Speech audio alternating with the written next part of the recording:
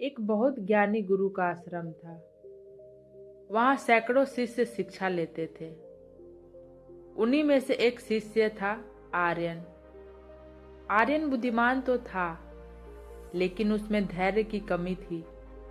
वह छोटी छोटी बातों पर परेशान हो जाता और दूसरों की तरक्की से जलने लगता।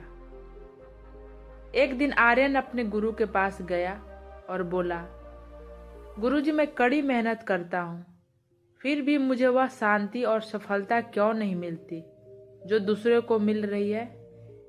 क्या मेरी किस्मत खराब है?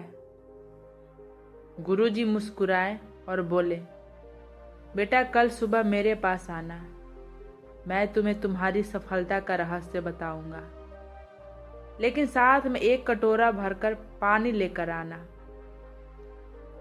अगली सुबह आर्यन पानी लेकर पहुंचा। गुरुजी ने उसके सामने मुट्ठी भर नमक रखा और कहा, इस नमक को पानी में डालो और एक घूंट पियो। आर्यन ने वैसा ही किया। गुरुजी ने पूछा, स्वाद कैसा है? आर्यन ने मुंह बनाते हुए कहा, बहुत खरा और कड़वा है गुरुजी। गुरुजी उसे पास की एक विशाल और सुंदर झील के पास ले गए। उन्होंने फिर से एक मुट्ठी नमक लिया और उसे झील के साफ पानी में डाल दिया। फिर बोले, अब इस झील का पानी पियो। आर्यन ने पानी पिया। गुरुजी ने पूछा, क्या अब भी खरा लगा? आर्यन बोला, नहीं गुरुजी, यह तो बहुत मीठा और शीतल है।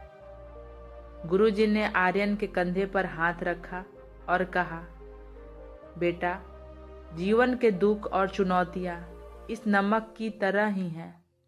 वे सबके जीवन में बराबर मात्रा में होती है, लेकिन दुख का खरापन इस बात पर निर्भर करता है कि हम उसे किस बर्तन में डाल रहे हैं। गुरुजी ने समझाया, जब तुम्हारा मन एक छोटे कटोरे जैसा होता है तो थोड़ी सी परेशानी भी तुम्हें कड़वाहट से भर देती है, लेकिन जब तुम अपने ज्ञान और हृदय को झील जैसा बड़ा बना लेते हो तो बड़े से बड़ा दुख भी अपना असर खो देता है। आर्यन को बात तो समझ आई, पर मन अब भी आसान था। गुरुजी ने उसे एक हथौड़ा और एक बड़ा पत्थर दिया और कहा, इस पत्थर पर वार करो। आर्यन ने वार किया। पत्थर टूट गया।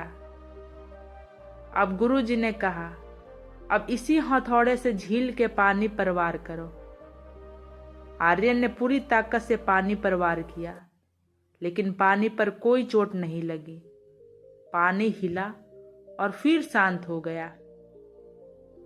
गुरुजी बोले, पत्थर सख्त था इसीलिए टूट गया, पानी लचीला था इसीलिए उसने चोट को अपने अंदर सोख लिया और फिर से स्थिर हो गया।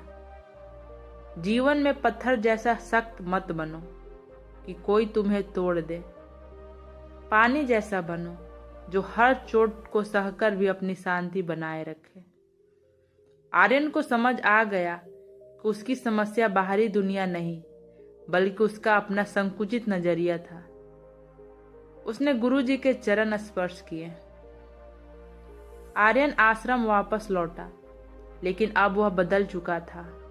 अब वह दूसरों की आलोचना से परेशान नहीं होता, बल्कि अपनी मेहनत पर ध्यान देता था।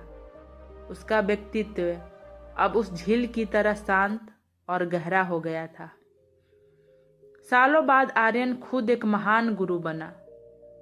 उसने अपने शिष्यों को वही सिखाया जो उसने उस दिन सीखा था। मुसीबतें सबके पास आती है, पर विजेता वही है जो अपने मन का विस्तार करता है। परिस्थितियां हमारे हाथ में नहीं होती, लेकिन हमारा रिएक्शन हमारे हाथ में है।